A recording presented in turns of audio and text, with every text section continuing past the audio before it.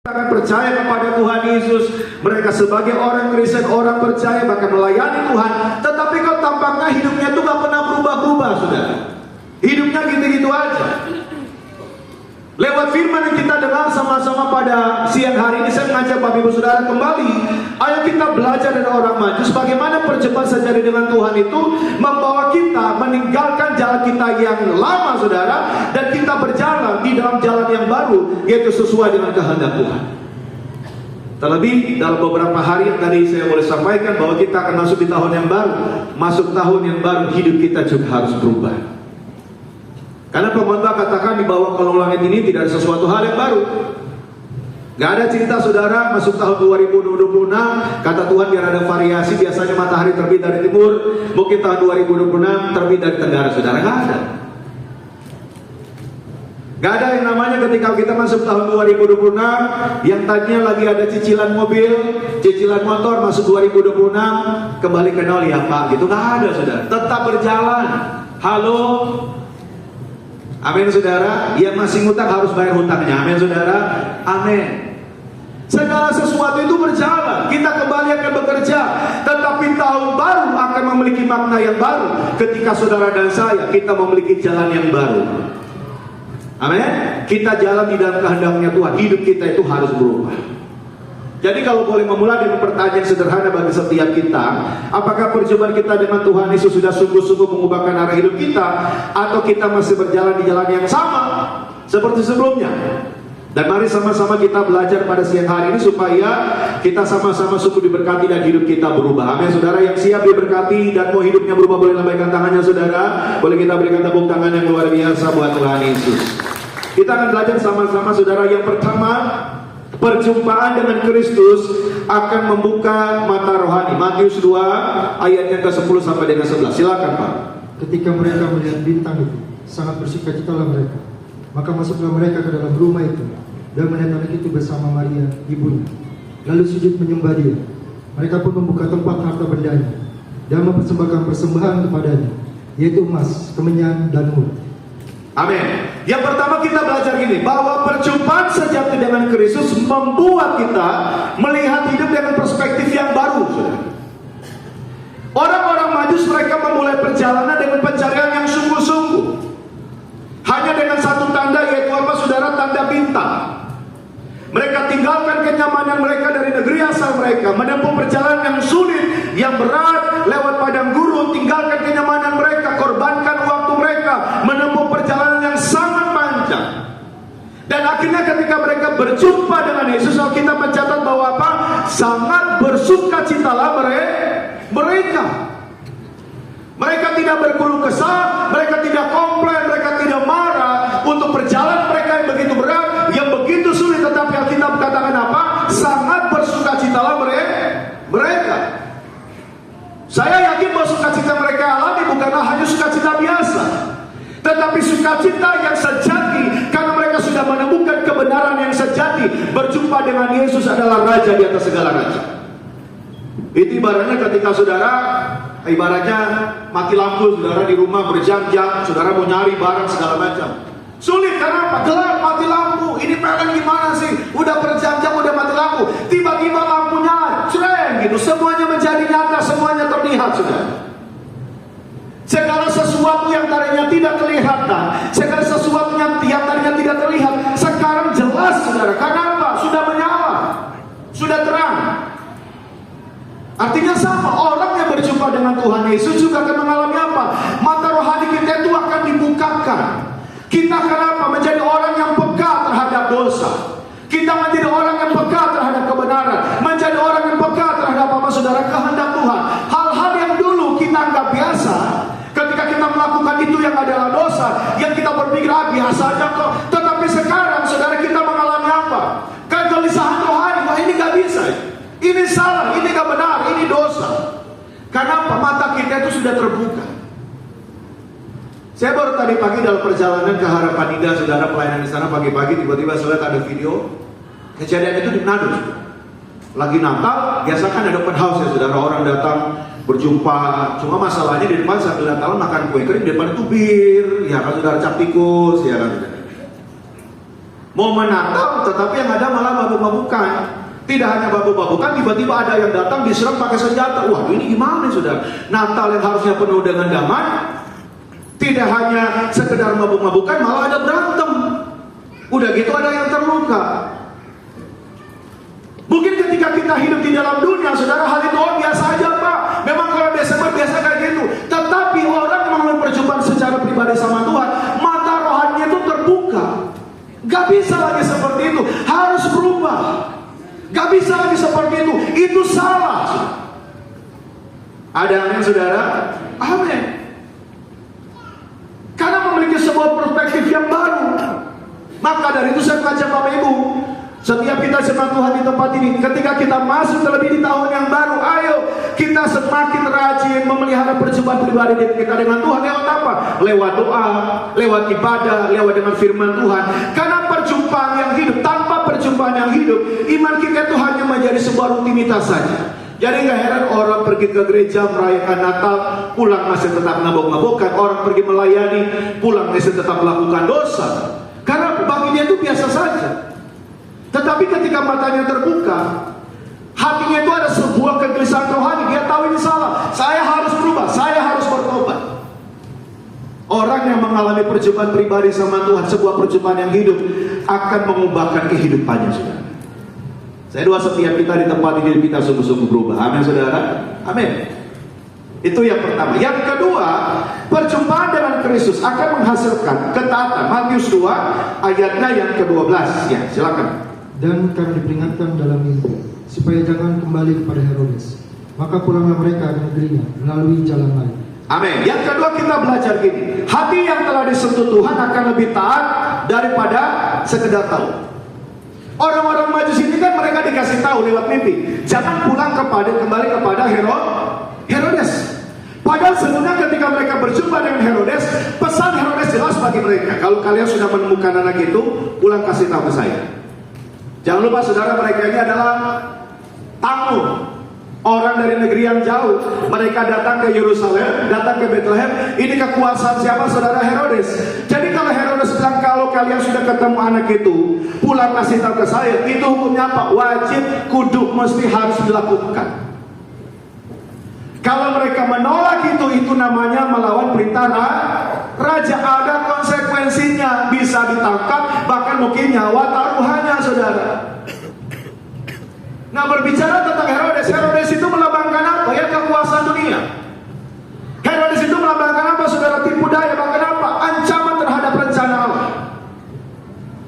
Ketaatan orang Majus ini terlihat dari apa? Keputusan mereka untuk pulang lewat jalan yang lain. Meskipun jalan itu mungkin sulit, bahkan tidak nyaman. Mereka kan punya dua pilihan. Pulang kembali kepada Herodes, kasih tahu Herodes tentang di mana sang anak itu, atau pilihan yang kedua, pulang lewat jalan lain. Kalau pulang kembali ke Herodes, konsekuensinya apa? Mungkin mereka bisa dapat hadiah. Ketika mereka pulang bisa dikawal, perjalanan mereka nyaman. Tetapi ketika mereka pulang memilih lewat jalan yang lain, tidak kembali kepada Herodes, konsekuensinya jelas, saudara. Bisa ditangkap, bisa hukumannya mati, saudara. Bahkan perjalanan mereka tidak nyaman. Karena apa? Harus umpat-umpat. Mereka ini dari negeri yang jauh, saudara. Itu konsekuensinya. Artinya mari sama-sama kita belajar bahwa ketaatan kita kepada Tuhan memang seringkali membawa kita kepada jalan yang berbeda dengan dunia. Ketika kita memilih hidup benar, iya kan saudara, dibandingkan dengan teman yang lain, mereka korupsi, hidupnya enak, hidupnya nyaman, kaya raya. Tetapi kita memilih untuk hidup benar, gak mau berlaku curang. Mungkin orang lihat kita hidupnya biasa saja, iya kan? Atau mungkin orang ada tinggalkan imannya, tinggalkan Yesus, tetapi bisa dapat promosi. Sedangkan saya memilih taat, lakukan hidup di dalam kebenaran, tidak mau tinggalkan iman saya, tetapi pekerjaan saya ya udah gini-gini aja. Itu adalah harga yang harus kita bayar. Itu adalah salib yang sedang kita pikul. Seringkali orang bilang, ya lu saya itu, lu kan minoritas. Kalau mau dapat jabatan promosi ya udahlah, Tuhan juga tahu kok. Pilihan itu kan kembali kepada kita. Sama seperti orang Majus, mau kembali ke Herodes dapat hadiah, atau tinggalkan Herodes menempuh jalan yang lain, merupakan jalan yang sulit. Saudara dan saya, kita memilih jalan yang mana? Ikut jalan dunia mungkin bisa membuat kita nyaman, enak, dapat promosi, kaya raya. Atau kita menempuh jalan yang lain, saudara, jalan yang Tuhan kehendaki, mungkin jalan yang penuh dengan apa? Tantangan, tidak nyaman, saudara. Mungkin kita dikucilkan. Kita memilih yang mana? Itu yang kita belajar. Bahwa poin yang kedua, ketika kita berjumpa dengan Tuhan Yesus, akan menghasilkan yang namanya apa, saudara? Ketaatan. Tetapi saya percaya bahwa orang yang mau perjumpaan pribadi sama Tuhan, Tuhan pasti akan memberikan dia kekuatan. Tuhan pasti memberikan dia kemampuan untuk bisa melewati setiap jalan ketaatan, setiap bahkan jalan penderitaan, tantangan apapun. Karena kita bilang ketika kita berjalan bersama dengan Tuhan Yesus, pada akhirnya kita akan sanggup untuk menanggung segala perkara. Amin, saudara. Boleh kita berikan tepuk tangan yang luar biasa buat Tuhan Yesus. Yang ketiga, perjumpaan dengan Kristus akan membuat kita meninggalkan apa, saudara? Jalan yang lama. 2 Korintus 5 ayatnya yang ke-17. Silakan. Jadi siapa yang ada di dalam Kristus, ia adalah ciptaan baru. Yang lama sudah berlalu, sesungguhnya yang baru sudah datang. Amin. Jadi siapa yang ada di dalam Kristus, dia adalah apa, saudara? Ciptaan baru. Yang lama sudah berlalu, sesungguhnya yang baru sudah datang. Yang ketika kita belajar gini, orang yang berjumpa dengan Kristus tidak hanya berubah tujuannya, tetapi juga apa, saudara? Meninggalkan jalannya yang lama, saudara. Alkitab bilang pulang lewat jalan lain. Berarti orang Majus mereka tidak lewat jalan yang semula, lewat jalan yang awal. Tetapi apa, saudara? Jalan yang berbeda. Ini melambangkan apa? Pertobatan atau apa? Berbalik arah. Karena pertobatan kan seperti itu. Tidak hanya sekedar kita berhenti melakukan saja, tetapi kita berbalik arah. Kita melangkah kepada jalan yang lain, kepada jalan yang berbeda, jalan yang sesuai dengan apa, saudara? Kehendak Tuhan. Nah, ketika orang Majus mereka kembali ke jalan yang lain, tidak hanya mereka menghindari Herodes secara fisik, tetapi juga secara rohani mereka menjauhi segala sesuatu yang bertentangan dengan apa? Dengan kehendak Allah. Itu ibaratnya gini, kalau orang itu dia sudah tahu ini ke jalan yang dia tempuh ini bikin dia jatuh ke dalam jurang, saudara. Saya yakin tidak hanya sekedar dia berhenti. Ngapain, saudara? Balik arah. Pertobatan juga demikian. Ketika kita melangkah, kita tahu jalan yang kita tempuh merupakan jalan yang salah. Alkitab bilang upah dosa ialah apa, saudara? Mau. Kita tahu jalan yang kita tempuh merupakan jalan yang salah, jalan menuju kepada maut. Ketika kita memutuskan kita bertobat, tidak ada sekedar kita berhenti, saudara, tetapi kita berbalik arah. Tidak lagi menempuh perjalanan yang awal, tetapi kita menempuh perjalanan yang lain sesuai dengan apa yang Tuhan kehendaki. Jadi mari sama-sama, biarlah poin yang ketiga ini menjadi evaluasi kita sepanjang tahun 2025. Jalan apa yang sedang kita tempuh hari ini? Ketika kita sadar bahwa sepanjang tahun 2025 jalan yang kita tempuh merupakan jalan yang salah, merupakan jalan yang jauh daripada Tuhan. Ayo masuk tahun yang baru, tahun 2025, bikin jalan yang baru bersama dengan Kristus. Amin, saudara. Harus jujur evaluasi diri kita. Begitu orang paling terdekat sekalipun, suami, istri, orang tua, anak kita tidak tahu hati kita, tetapi Tuhan tahu. Amsal bilang Tuhan tidak hanya lihat orang jahat, tetapi Tuhan juga lihat orang baik. Saudara yang sudah menempuh perjalanan yang seturut dengan kehendak Tuhan sepanjang tahun 2025, mungkin mengalami namanya tantangan, di kantor saudara dikucilkan, di sekolah mungkin saudara dikucilkan, mungkin di perumahan kompleks saudara mungkin juga dikucilkan. Ayo tetaplah berjuang, tetaplah bertahan. Amin, saudara. Karena itu adalah salib yang sedang kita pikul. Ketika kita mau taat dan setia, ada mahkota kehidupan Tuhan sediakan bagi saudara dan saya. Kita berikan tepuk tangan yang luar biasa buat Tuhan Yesus. Yang keempat, kita sama-sama belajar bahwa perjumpaan dengan Kristus akan mengutus kita menjalani hidup yang baru. Roma 12 ayatnya yang kedua. Silakan. Janganlah kamu menjadi serupa dengan dunia ini, tetapi berubahlah oleh pembaruan budimu, sehingga kamu dapat membedakan manakah kehendak Allah, apa yang baik, yang berkenan kepada Allah, dan yang sempurna.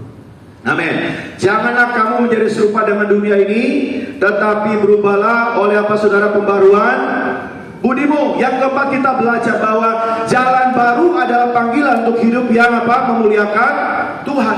Orang Majus ketika mereka pulang, tidak hanya mereka pulang ke negerinya masing-masing, tetapi apa? Mereka pulang sebagai apa? Pribadi yang berbeda. Mungkin mereka saat itu tidak langsung menjadi apa? Pemberita Injil secara langsung, tetapi hidup mereka pasti membawa kesaksian tentang pribadi Yesus yang mereka berjumpa secara langsung, saudara. Itu ibaratnya kalau orang ikut satu pertemuan, tiba-tiba pulang dari pertemuan itu semuanya berubah, caranya berbicaranya berubah, cara berpikirnya berubah, sikapnya berbeda, saudara. Nah, semua orang sekitarnya itu langsung apa? Merasakan dampaknya. Demikian juga bagi orang percaya yang hidupnya diubahkan oleh Kristus, tentu juga akan menjadi apa? Kesaksian yang hidup. Karena kekristenan itu bukan hanya sekedar kita datang ke gereja setiap hari Minggu atau kita melayani setiap hari Minggu, tetapi juga tentang apa? Hidup saudara dan saya kembali ke dunia, kita diutus dengan apa? Cara hidup yang baru. Kita dipanggil menjadi garam dan terang. Alkitab bilang, kamu itu garam, kamu itu terang. Bukan kamu harus, atau kamu harus jadi garam, atau kamu harus jadi terang. Kalau namanya harus, orang bisa memilih, sudah. Tetapi berbicara tentang kamu itu garam, kami itu terang, artinya apa? Menjadi garam dan terang itu adalah identitas kita. Kita tahu semua bahwa garam dan terang itu memberikan dampak. Kemarin sama-sama kita menyalakan lilin. Sekecil apapun lilin itu memberikan dampak, memberikan terang. Garam sekecil apapun juga saudara akan memberikan rasa, saudara.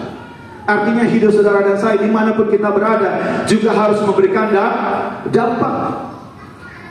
Saya doa biarlah melalui kehidupan kita, setiap pribadi di tempat ini, untuk setiap orang tua, setiap bapak, setiap ibu, setiap anak-anak muda di tempat ini, bila di hari Natal ini, terlebih di minggu terakhir di tahun 2025 ini, sama-sama kita belajar firman Tuhan, bahwa kita disadarkan bahwa lewat hidup kita itu menjadi bukti bahwa kita adalah orang-orang sudah berjumpa dengan Kristus.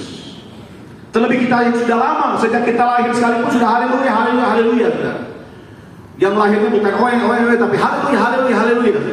Sejak lahir pun sudah Kristen harus membuktikan bahwa hidup itu harus menjadi garam dan terang dunia. Karena dunia di sekitar kita, saudara, mungkin mereka tidak baca kita, tetapi apa yang mereka baca, hidup saudara dan saya. Mereka dengar perkataan kita, mereka lihat perbuatan kita, mereka lihat setiap tindakan kita. Hidup kita harus jadi garam dan terang dunia. Amin, saudara. Kita berikan tepuk tangan yang luar biasa buat Tuhan Yesus. Saya simpulkan firman Tuhan pada siang hari ini. Saudara, orang Majus pulang lewat jalan lain karena mereka telah berjumpa dengan Yesus. Tentunya perjumpaan itu mengubahkan arah hidup mereka. Demikian juga setiap perjumpaan sejati dengan Kristus akan selalu menghasilkan yang namanya perubahan. Doa saya setiap kita yang hadir di tempat ini di Tiberias BCP, di momen Natal dan dalam iman Kristus, bukan tentang seberapa sering kita datang